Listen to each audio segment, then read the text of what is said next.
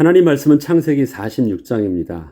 나는 내 아버지의 하나님이니 애굽으로 내려가기를 두려워하지 말라. 이렇게 야곱에게 브엘세바에서 말씀하시는 하나님의 음성을 오늘도 묵상하고자 합니다. 야곱이 모든 가족을 이끌고 애굽으로 이주하여 살게 된다는 것은 단순한 말이 아니었습니다.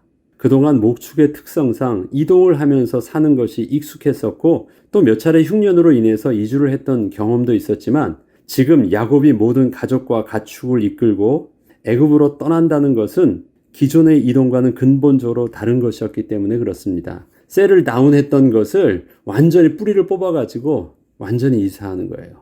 지금 요셉을 통하여 진행되고 있는 하나님의 계획은 그동안 조상 때부터 한 번도 떠나지 않게 하셨던 그 약속의 땅을 완전히 벗어나 새로운 곳에서 새롭게 정착하여 사는 것이었습니다. 이것은 기존의 하나님이 지시하여 살게 하셨던 약속의 땅에 대하여서 하나님의 언약에 대한 전통적인 사고방식을 완전히 바꾸어야 하는 일이었기에 쉬운 결정이 아니었습니다. 그동안 아브라함과 이삭에게 나타나셨던 하나님은 언제나 애굽으로 내려가지 말라고 분명하게 말씀하셨던 하나님이셨습니다. 야곱의 할아버지 아브라함의 경우는 흉년으로 인해서 애굽으로 내려갔던 적이 있었으나 하나님께서는 그곳에서 살기를 허락지 않으시고 본래 하나님께서 정착하여 살게 하셨던 그 헤브론 땅으로 아주 강권적으로 이끄셨었습니다. 창세기 12장 17절과 그 20절을 보면 여호와께서 아브라함의 아내 사라의 일로 바로와 그 집에 큰 재앙을 내리신지라. 바로가 사람들에게 그의 일을 명하며 그들이 그와 함께 그의 아내와 그의 모든 소유를 보내었더라. 말이 보내었더라 그랬지만 쫓아보낸 것입니다. 나가 여기서 못 살아. 그래서 그는 어쩔 수 없이 다시 하나님이 약속했던 헤브론으로 돌아오게 된 것입니다. 또한 아버지 이삭의 경우도 흉년으로 고민되어 다시 남쪽으로 내려가려고 할 때 하나님께서는 직접 나타나셔서 애굽으로 가지 말고 그랄 지역 이상은 벗어나지 않도록 말씀하시기도 하셨습니다. 이것은 창세기 26장 1절로 5절에 나와 있는 말씀인데 아브라함 때의 첫 흉년이 들었더니 그 땅에 또 흉년이 들매. 그러니까 하나님께서 아브라함과 하셨던 것을 반복적으로 또 이삭에게도 그렇게 강조하면서 말씀하셨다라는 것입니다. 이삭이 그랄로 가서 블레셋 왕 아비멜렉에게 이르렀더니 여호와께서 이삭에게 나타나 이르시되 애굽으로 내려가지 말고 내가 내게 지시한 땅에 거주하라. 이 땅에 거류하며 내가 너와 함께 있어 내게 복을 주고 내가 이 모든 땅을 너와 내 자손에게 주리라. 내가 내 아버지 아브라함에게 맹세한 것을 이루어 내 자손을 하늘의 별과 같이 번성하게 하며 이 모든 땅을 내 자손에게 주리니 내 자손으로 말미암아 천하 만민이 복을 받으리라. 이는 아브라함이 내 말에 순종하고 내 명령과 내 계명과 내 율례와 내 법도를 지켰음이라 하시니라. 이처럼 하나님의 언약 백성에게 있어서 그 헤브론 땅은 아주 중요한 땅이었고 하나님의 직접적인 말씀도 있었던 땅이었는데 지금은 기존의 모든 내용과 다르게 완전히 애굽으로 이주를 하게 되었으니 이렇게 큰 변화를 받아들이고 실행해야 하는 야곱의 입장에서는 크게 두려워할 수밖에 없던 일이었습니다. 이스라엘이 모든 소유를 이끌고 브엘세바에 이르렀습니다. 창세기 46장 1절은 이스라엘이 모든 소유를 이끌고 여기서 모든 소유를 이끌었다라는 것은 완전히 이사하게 된 것입니다. 떠나 브엘세바에 이르러 그의 아버지 이삭의 하나님께 희생제사를 드리니 야곱은 약속의 땅을 떠나서 나그네로 20년도 넘는 기간을 이방 땅에서 살았던 경험이 있습니다. 별로 행복하지 않았던 쓰라린 아픔의 경험이 다 그 속에 남아 있습니다. 또한 형과의 마찰을 피하려고 아버지 이삭이 살고 있는 그 헤브론 땅으로 직접 들어가지 않고 가나안의 접경지대에 정착하여 살려고 했다가 가족 전체가 몰살당할 위기에 처했던 기억도 가지고 있었습니다. 그리고 그때 결국은 하나님께서 말씀하신 대로 그 약속의 땅으로 이끄셨던 하나님의 인도하심을 분명하게 기억하고 있었습니다. 야곱은 헤브론 땅에 정착하여 온전히 이스라엘이란 이름으로 바뀌기까지 그의 모습은 야곱과 이스라엘의 이름이 혼용되었었지만 마침내 그 이름이 삶과 신앙이 안정된 하나님께 순종하는 이스라엘이라는 이름으로 바뀐 삶을 그 약속의 땅 헤브론에서 살고 있었는데 하나님께서 야곱의 노년에 이렇게 요셉을 통하여 그동안 가문에 전통적으로 내려왔던 그 신앙의 근본을 완전히 뒤엎는 듯한 변화를 야곱에게 요구하고 계신 것이었습니다.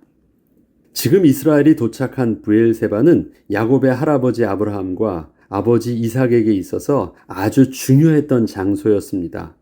그 브엘세바는 가나안 땅의 남쪽 경계가 되는 네게브 사막 지역에서 사람이 거주할 수 있는 유일한 장소로 가나안의 최남단 도시였는데, 하나님의 말씀에 순종함으로 그 가나안의 경계선을 넘지 않고 또 순종함으로 그곳에 있을 때 가나안 땅에 더 이상 눈치 보며 살지 않아도 되게 하는 상호 화친 조약을 맺었던 장소였기 때문입니다. 아브라함도 그러했고 이삭도 그러하였습니다. 창세기 21장 33절에 아브라함과 맺었던 언약은, 아브라함은 브엘세바에 에셀 나무를 심고 거기서 영원하신 여호와 이름을 불렀으며, 똑같이 창세기 26장 25절에는 이삭이 그곳에 제단을 쌓고 여호와 이름을 부르며 거기 장막을 쳤더니, 둘 다 그랄 왕 블레셋 왕 아비멜렉과 상호 화친 조약을 맺은 후에 그 하나님께 우리를 이 땅에서 이제 안정적으로 살게 하여 주셨구나, 하나님 말씀대로 우리가 순종하고 이 땅을 떠나지 않았을 때 하나님께서 우리에게 은혜로 이렇게 주셨구나, 그것을 감사함으로 브엘세바 지역에서 그렇게 했어요. 브엘세바는 마지막 경계선이었으니까 넘어가지 않았다라는 거예요. 그런데 이제는 그 가나안의 최남단 경계 지역을 넘어가는 기로에 있는 것입니다. 이제는 내려가서 넘어서려고 하는 그때 그가 마지막으로 하나님께 제사를 드려요. 지난날 그곳에서 아브라함과 이삭이 하나님께 희생 제사를 드렸을 때에는 가나안에 안정적으로 정착하게 하여 주신 하나님께 감사함으로 드렸던 것인데, 이제 야곱의 경우에는 그것을 떠나게 하시는 하나님께 희생 제물을 드리려 하니 참으로 특별한 마음이 들 수밖에 없었습니다. 어느 면들은 이게 지금 모순적인 행동 아닙니까? 이 변화를 어떻게 감당할 수 있을까요? 그렇게 쉬운 일은 아닙니다.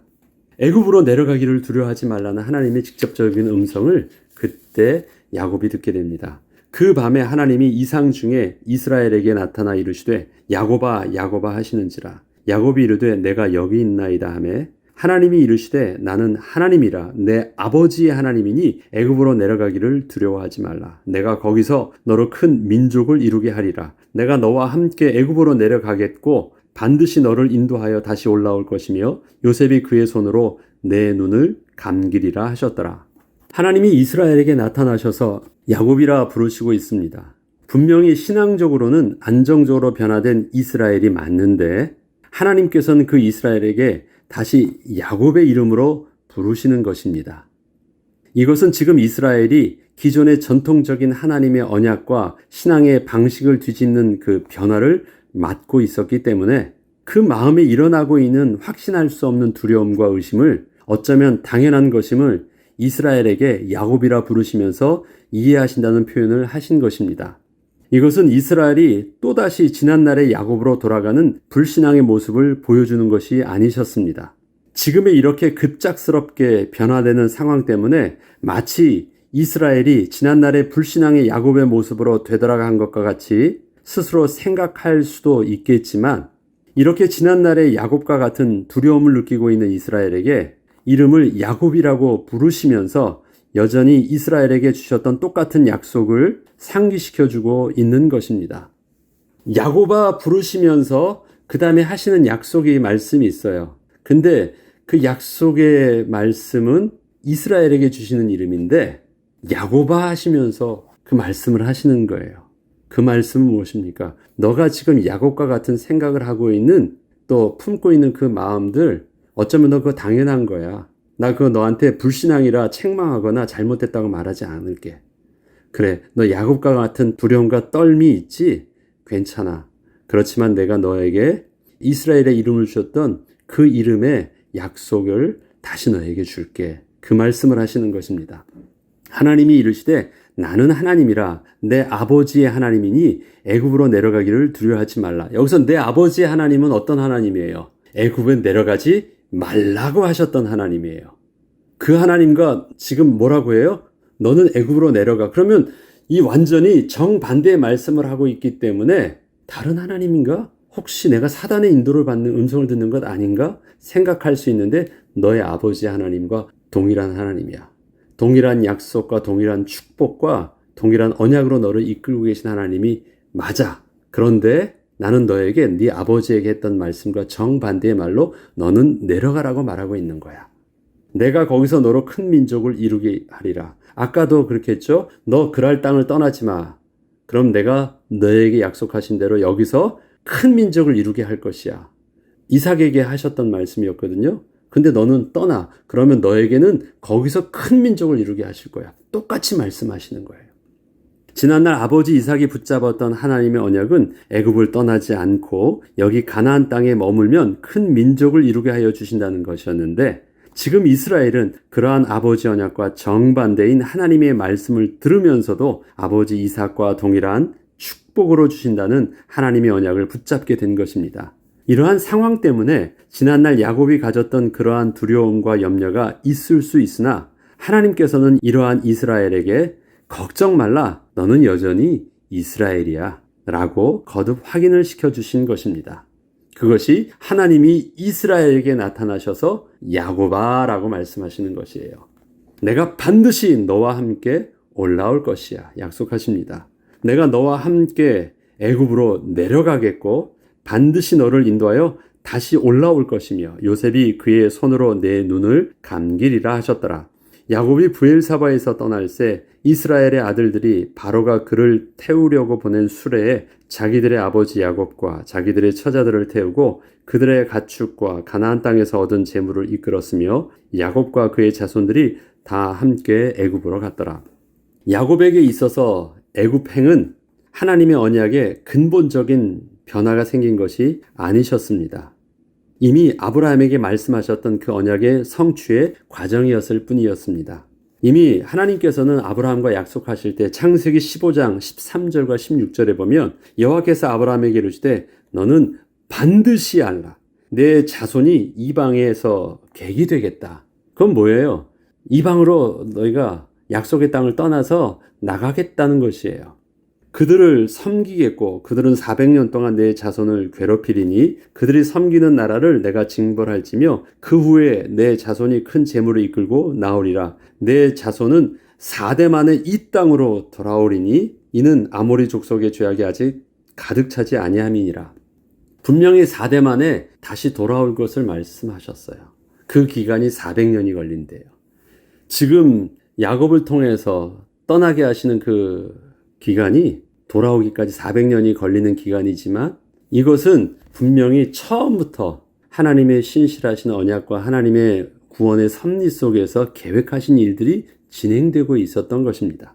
야곱의 입장에서는 큰 변화의 기로에 서 있는 것처럼 느껴졌지만 하나님의 언약은 이미 아브라함을 부르셨을 때부터 1.1획도 틀림이 없이 신실하게 진행하고 계셨던 것입니다. 야곱에게 진행되고 있던 이러한 급진적인 변화들은 하나님께서 야곱을 통하여 하나의 부족에서 세상 이방 나라를 향하여서 그 모델이 되는 거룩하신 하나님의 나라를 만드시고자 하시는 하나님의 크신 뜻 안에서 이루어진 일이었습니다. 야곱은 지금 그 땅을 이동하는 변화도 겪지만 또 애굽에서는 어떤 또 큰 변화를 겪습니까? 한 명의 자손이 아닌 12아들 전체가 바로 하나님의 언약의 백성으로 또 축복을 받게 되는 그 축복 기도를 야곱이 해줍니다. 야곱과 에서의 경우를 보죠. 야곱이 아버지를 속여서 하나님의 축복을 받아요.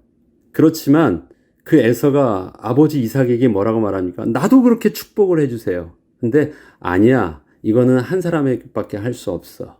그리고 그걸로 해주지를 못했거든요. 근데 야곱의 경우는 어떻게 해요? 그렇게 자기 혼자 받았던 축복을 요셉에게만 해주지 않아요. 12아들에게 다 해줍니다. 이게 야곱의 축복이에요. 이거 굉장한 변화예요. 어떻게 그렇게 할 수 있었을까요? 이건 이제 나중에 두 번째 일어나는 큰 변화지만 완전히 바뀌어지는 이 땅을 떠나고 축복하고 하는 것은 기존의 전통 방식의 하나님의 언약의 틀과는 근본적으로 다른 더 큰 그릇으로 하나님께서 바뀌게 하시는 하나님의 더 큰 섭리였던 것입니다. 기존의 틀을 깬다는 것이 쉬운 일이 아니었으나 여전히 하나님을 신뢰함으로 온전히 인도함을 받을 수 있었던 이스라엘은 마침내 모든 가족을 이끌고 애굽으로 가는 길을 나설 수 있었습니다. 우리의 신앙은 결코 변질되어서는 안 됩니다. 그러나 언제나 변함없이 하나님의 언약 안에서 우리를 신실하게 이끄시고 계시는 하나님의 인도하심을 따라 오늘도 우리를 이 시대 하나님 나라를 회복해 나가신데 쓰임받기를 요구하시는 하나님의 그 시대적 요청 속에서 지속적으로 우리의 그릇을 넓히며 날마다 새롭게 변화되는 또 갱신되는 축복을 우리는 누려야 합니다. 어저께까지 주셨던 그 하나님의 응답을 내가 고집함으로 이것만이 옳은 것이야 라고 말할 수 없는 하나님의 더 큰 변화된 삶의 방식과 그릇의 모습들이 있어요. 복음은 변화되지 않는데 그 복음을 이루시는 그 시대적인 하나님의 요청 속에서의 모습들은 굉장히 다른 모습으로 다양하게 진행되어집니다. 교회의 행정이 그렇고 모든 기존의 틀들이 바뀌어지는 것은 우리가 점점 교회는 바뀌어지고 변화되고 있습니다. 옛날과 같지 않아요. 그런데 그것을 기존의 어떤 교회의 방식과 기존의 신앙의 방식의 틀을 고집하면 하나님께서 지금 계획하시고 있는 이 땅의 하나님 나라가 온전히 세상에 전파되어지기까지 이끄시는 하나님의 구원의 섭리 속에서 우리는 하나님의 변화를 내가 인정하지 못하고 또 거부함으로 하나님의 주권적 섭리를 내가 막는 자가 될 수도 있는 것입니다.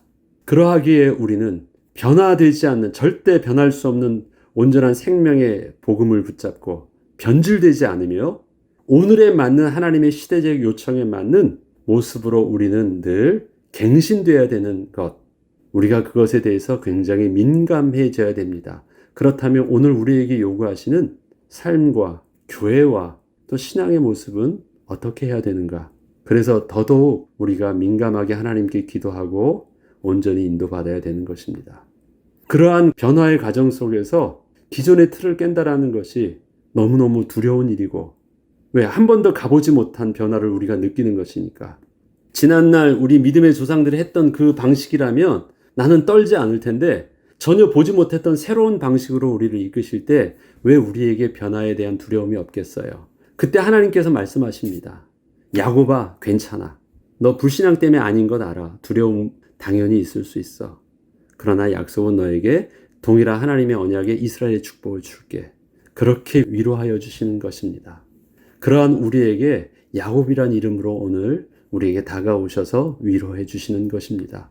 오늘의 우리의 변화를 통해서 두려워하는 우리의 모습 속에서 정직하게 하나님 앞에 나의 연약함을 인정하고 그러할지라도 성령 하나님의 도우심 가운데 온전히 갱신됨을 내가 순종함으로 맞아드리겠습니다. 나를 이끌으시고 선하신 길로 인도하여 주시옵소서. 그렇게 기도하고 또 새롭게 변화된 또 갱신된 은혜의 축복을 누리는 저와 여러분 되길 주 이름으로 축복합니다. 기도하겠습니다.